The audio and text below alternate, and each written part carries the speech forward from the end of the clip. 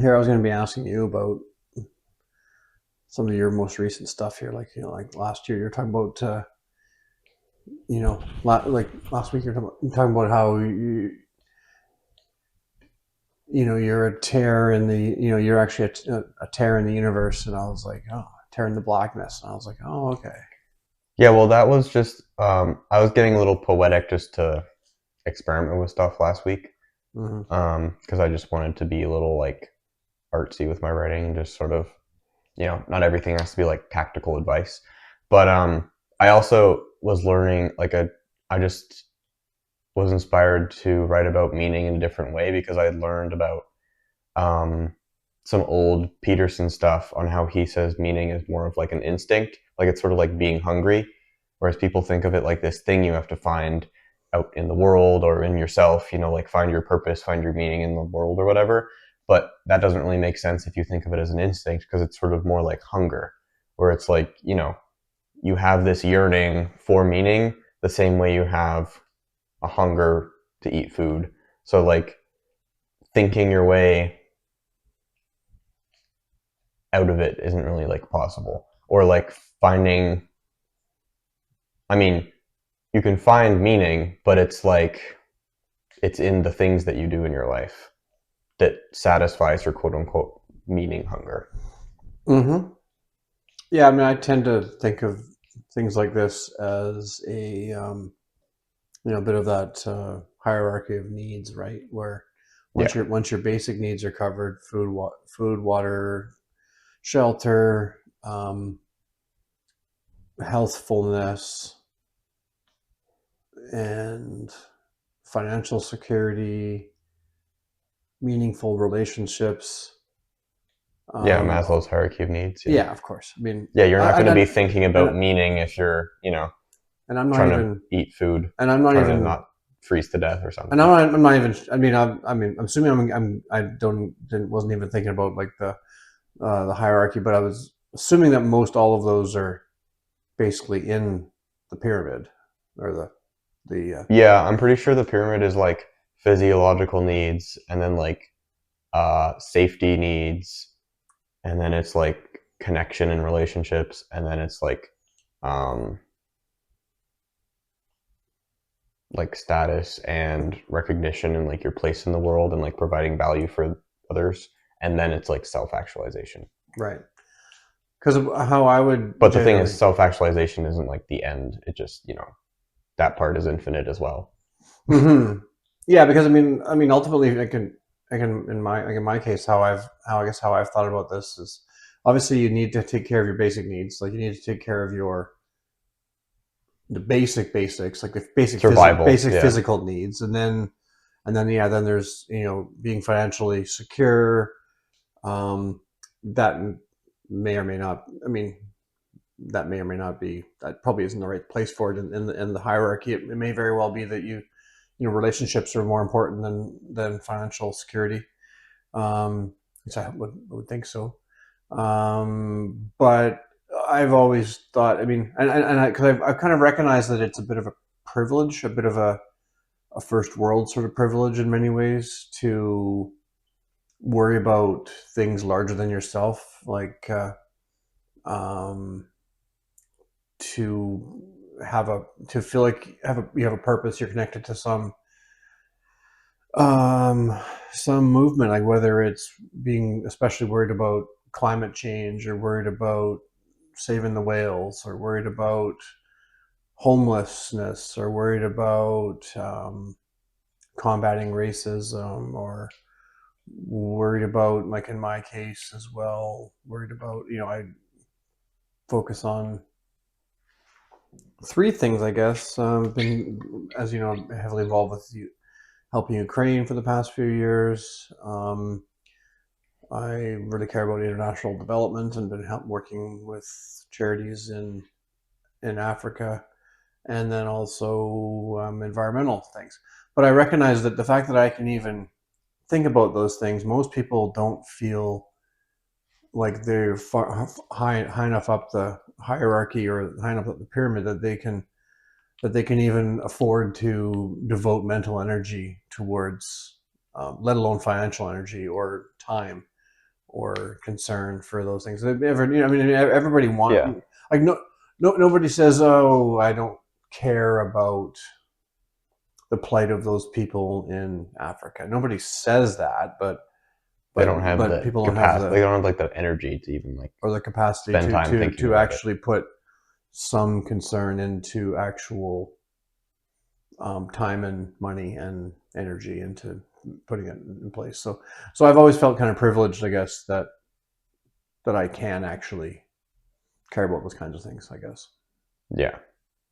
To ask, bigger questions about meaning and all that. So I try not to, because I mean, ultimately, and I don't want to think of it in like in a selfish way, but I hope it's not a selfish way. But I want there to be some purpose for me having been here. I've only got a short stretch of a few decades to be on this planet, and I would hope that there is some meaning, some small meaning for me having been here, and most people sort of actualize that through their kids. Yeah. Oh, I've had kids, and and I've raised them, and they're success. I'm confident that they're going to be successful. So therefore, I can die happy, right? And I think, and that's true, and that's obviously true too. But I guess I want more too. Yeah. Like, Kids are a great like built-in meaning to life, as Jimmy Carr says a lot.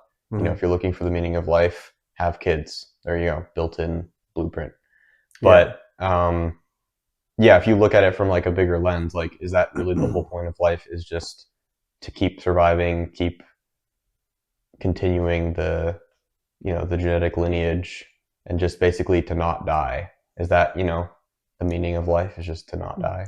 Well, I mean, really, all that our bodies are is just basically a vessel to house some genetic code, and so all of the stuff that we kind of think about and care about and do is in many ways just a trick to pass on our genes. If you really want to get Super down to it. Yeah. really nihilistic or about it, but I guess what I would say is I haven't put tons of thought into it in terms of purpose and meaning in my life, that it actually means something that I was here and that I've been able to leave the world a little better off than when I started here. I guess I would hope that I'm doing that for the just because I actually care about those things, that I've actually been devoting some energy to, not just because I want to leave a legacy that is about me. It's actually about the meaning and purpose bigger than myself, I would say. Yeah. If we go back to like the idea of meaning as sort of like a physiological instinct in the same way as hunger, hunger implies the existence of food, right? You can't have food without hunger. Or, sorry, you can't have hunger without food. Mm-hmm. And in the same way, I think. You mean in the sense that there has to be the ability to satisfy that hunger. So Yeah, there has to be something to. Yeah, exactly. And I think if you think of meaning as an instinct in the same way hunger is, and since we have meaning as an instinct built into us, that implies the existence of some sort of purpose that satisfies that meaning. So I think it's a pretty sound counterposition to like the nihilistic point of view that everything is just sort of a chaotic whirlwind that sort of spawned out of nothing for no reason. Which I was, when I was in my more atheistic teenage years, I was quite. I wasn't happy with that worldview, but I just didn't see it as like. I saw it as like an inevitable position to come to, but well, I'm still an atheist, but I that doesn't mean I think that there's a sense of randomness and purposelessness to our existence either. So yeah, just because if you don't think there's some sort of higher power controlling things or creating things, I don't think that doesn't mean there isn't some sort of metaphysical or spiritual entity slash plane of existence that is, immaterial and exists in some capacity. Like if you want to call it like energy or the universe or whatever. Like, I mean, even from the most scientific atheistic point of view, the Big Bang is still pretty miraculous, and we don't really have a clue how it happened or why it happened. I mean, if you want to say that it was just random and that it just came out of nothing, that still seems as big of a leap to make that, there's some sort of unifying force that connects things within the universe. And I think it's easy as to see all of the mythology wrapped around religion and sort of dismiss it as a bunch of fairy tales, or there's most depictions of God are like some hairy dude in the sky that like judges people and stuff. I don't think that's what most like religions are actually getting at the core. I think they're just like really fancy stories that have been built upon this fundamental metaphysical immaterial core of the universe that people call God or the Buddha or the karma or whatever religion you're a part of. I think it's and obviously a lot of people who are religious aren't talking about this same sort of, I don't even know what you would call it. Like it's like called spiritual convergence theory or something. But like all the religions are talking about the same thing. But the average religious person or average, Christian or Muslim or whatever you pick up off the street is probably not thinking about spirituality in this way at all. No, a lot of people that are religious would generally just take it for granted what they believe and why they believe it, and without having to think too much about about why they believe what they do, and I'm not trying to be dismissive at all. I'm saying I don't think well, a lot of people don't. Yeah, like people might read the Bible or they might read the Quran or whatever, but a lot of people offload the heavy thinking to their pastor or their priest or the archbishop of the Catholic Church in the Vatican or something. Like they leave the heavy theological philosophical stuff to the theologic scholars and the people who are reading ancient gospels and stuff and actually like are down in the weeds basically. Well, one of the charities that I'm involved with that works in Africa. I mean, Africa is one of the more religious places in on the planet, and so the folks that are involved with doing the work and both on the ground in Uganda and also over here, almost all of them are heavily religiously inspired, and they view it as part of their calling to try to do good in the world. And even though I'm not religious at all, it's quite refreshing and quite fun to work with these folks because they they just want to do good in the world. They just want to try and help out people that are in dire poverty and help to raise them up, and I think it's great. So whatever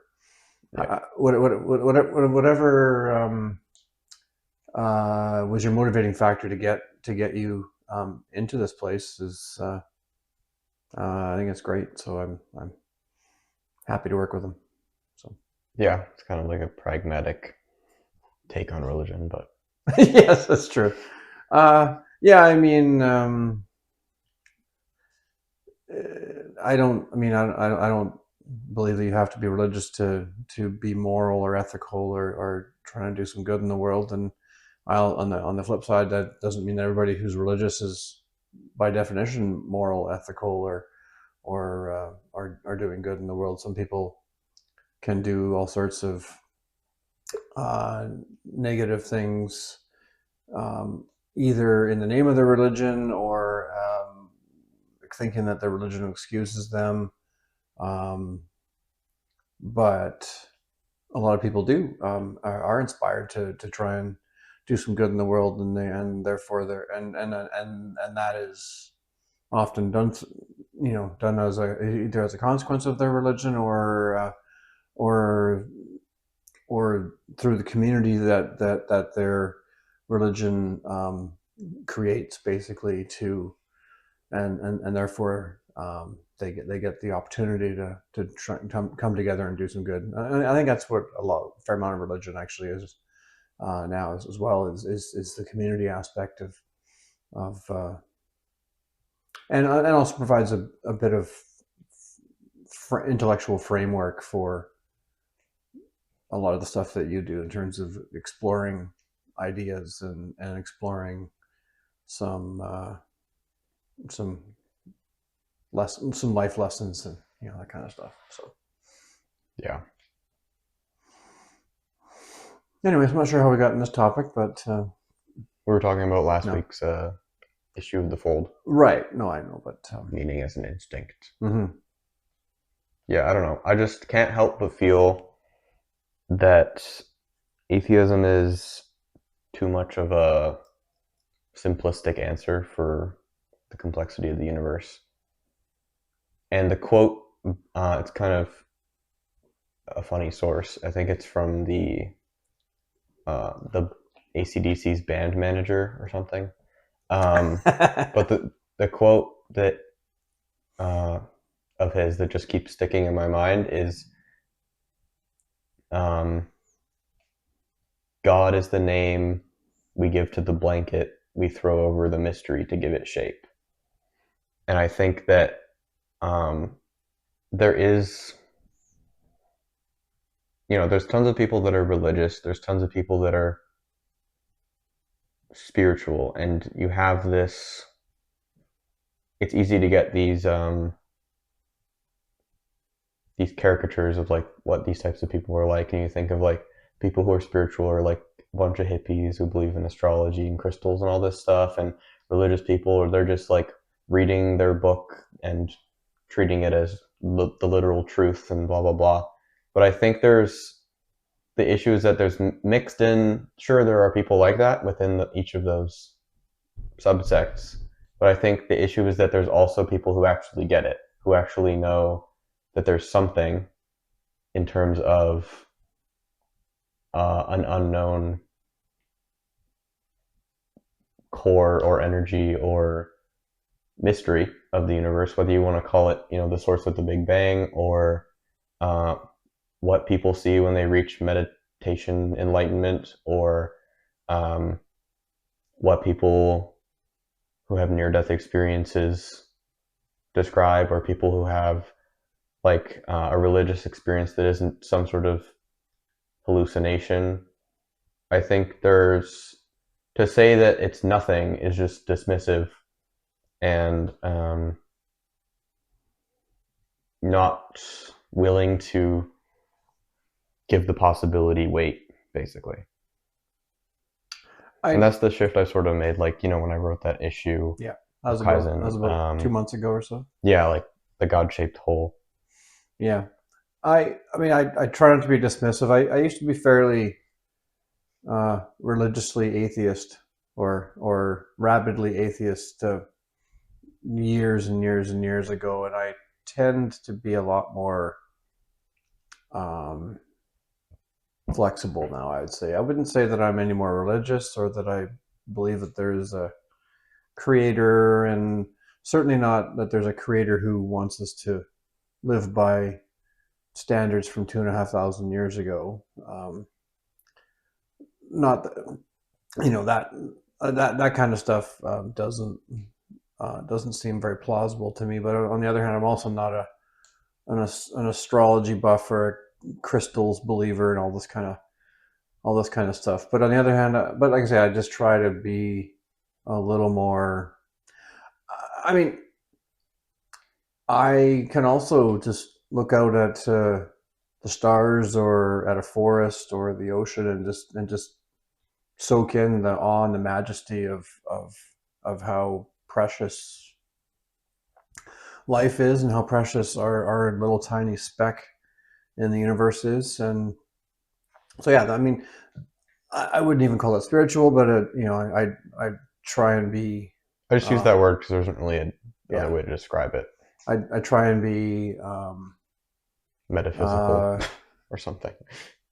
I try and be sort of respectful of the tininess of that we are, but also the importance that there is on that we have this little tiny patch of the universe. So um, I don't know how to describe that. Like you said, is that spiritual? Probably not, but it's I try to um, try to live with a recognition of the awe and the wonder and The transcendental, a little bit of that, yeah. or the divine, if you want to call it that. Something beyond And material. maybe that's just my rational mind that's keeping me from going one step further into that area that area of enlightenment that you're trying to that you've been talking about with your God shaped hole. Yeah, I don't know. I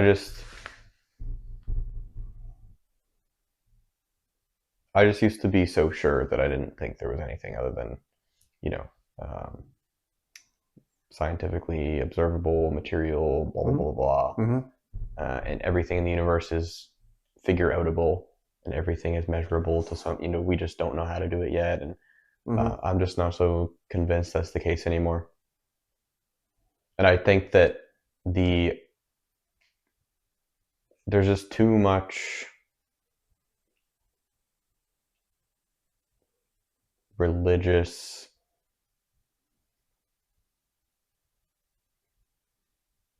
I don't know what the word would be. Not stuff. Stuff is a very bland word, but Mm-hmm. there's too much religious history, too many branches of different religions and spiritual frameworks that all are from completely different cultures, completely different eras.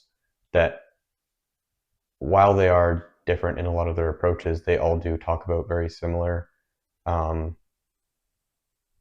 ideas of something beyond the observably material world that we exist in, Mm-hmm. and something that is transcendental or divine or whatever, however that thing takes shape or whatever. I don't think any one depiction of it is probably correct, and I don't know if the thing is like, I don't think by definition it's knowable to know what it is, which is the issue. So, but yeah, that's just the sort of limbo I'm in, that I've been in for a few months now. But Seems that way, yeah. Yeah, I mean, this is a funny analogy, but I think about like octopi, and and other. So to use your analogy of, you're saying there has to be something. I guess if I'm hearing what you're saying is, yeah, there has to be something that is something there. If cultures independent of each other that didn't have contact with each other had similar observations or um, had similar views on the sort of origin of of the world and our place in it. I guess is that what you're kind of getting at a little bit? Not necessarily the origin, I think Not, yeah, just origin's a strong word, but yeah, but how one, some of the truths, metaphysical truths, I guess, is what you're. yeah, I guess so. Anyways, so my analogy is like what that made me think about octopi, which is they're distantly related to us, but they've developed an extremely keen intelligence, completely independent of the branch of the sort of the mammalian and then primate based intelligence that we have developed, and yet octopi are extremely intelligent, but they uh, they developed it. They developed this intelligence completely independent of the way that we have. So they're as much of an alien. They may as well be aliens, basically, in terms of how they've developed it, and yet yeah. So I'm just thinking, that made me think of that when you mentioned independently arriving at similar places, basically. Yeah. I think science leads us to the divine or the transcendental in some way. Like people think of science and metaphysical, immaterial. As totally distinct from it, yeah. Yeah, they think of completely different things. But I think that, yeah, I think science leads us to the truth. And I think that if you're going to believe in an objective truth, you're kind of by definition agreeing in some sort of transcendental reality or, divine core or something. Trying to use words that aren't like, extremely loaded, like God or Buddha or, Mm-hmm. you know, the universe. Because I'm trying to talk about it in like it's really hard to talk about in a way where it makes sense unless you already understand it. And like the sort of like basically believing in God completely disconnected from all human, cultural, societal, religious stories, expectations, idioms, stereotypes, myths, and everything surrounding it. And yeah, trying to like see like the truth underneath all of the stories we wrap on top of the core. Mm-hmm. Because yeah, I don't think um, God is a hairy man who judges us and sends us to heaven and hell. Right. But I think the the Bible's interpretation of what God really is still a useful collection of lessons and truths and myths that is easier to connect with than the more core philosophical reality that it's dressing up. Yeah, I guess in theory there could be a creator. Why that creator or a series of creators, but why the creator or creators would think that we should live by the Ten Commandments from 2,000 years ago Yeah, basically, I think seems bizarre to me. well, people think of the divine or a god or whatever as like um, an all-powerful, all-knowing being in the same way that humans are like conscious. I'm not even sure if the transcendental is a conscious entity. I just think that it's some sort of force that spawned the universe into creation through the Big Bang, perhaps, or maybe connects everything in some way. But I don't think you can say that obviously it's impossible to know, but I don't think it would be conscious in the same way. Like it's not like a human that just has the power to know everything and see everything and do everything. But I think the issue is that like things like the Bible and the Quran and whatever are like humanity's interpretations of the transcendental. So yeah, I don't think there is some sort of force in the universe that's judging us whether we live by Mm-hmm. certain rules. But I think that was just a collection of people's interpretation of, whatever thing is there, if there is something there. And again, I'm still in a fairly agnostic position, like, but this is just my most like rational argument for there being some sort of transcendental thing. But I think some of what religion originally tried to do was, in a rudimentary way, wrap up some truths, or um, some sense of right and wrong, and some ethics. Like, when you say "Thou shalt not kill," that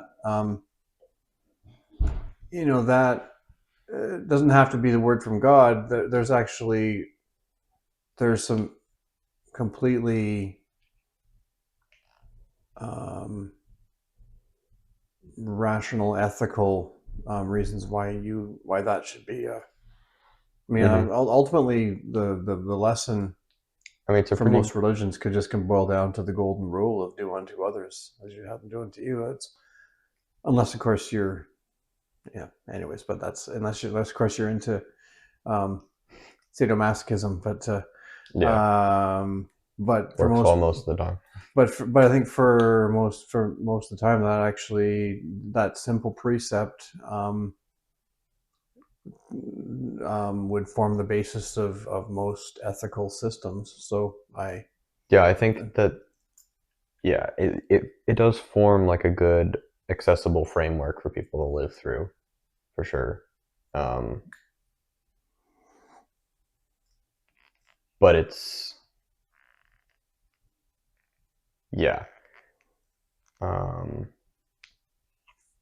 totally forgot the point I was making.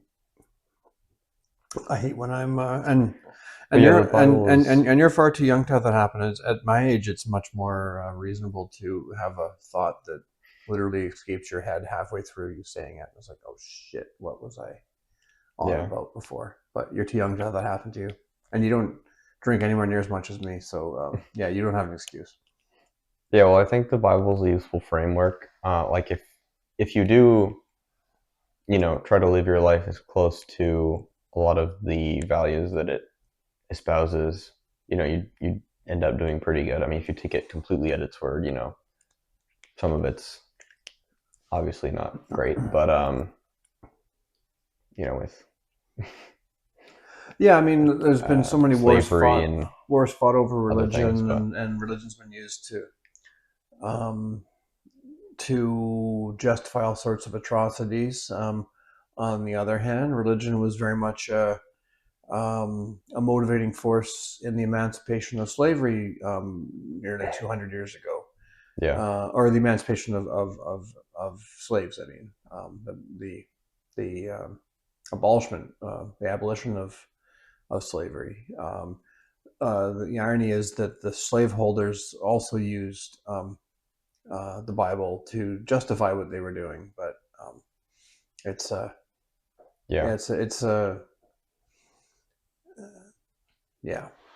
I think Jordan Peterson actually has one of the best explanations of this issue that the mistake most religious people make, when he says, like, hypothetically, you suppose that you have a book.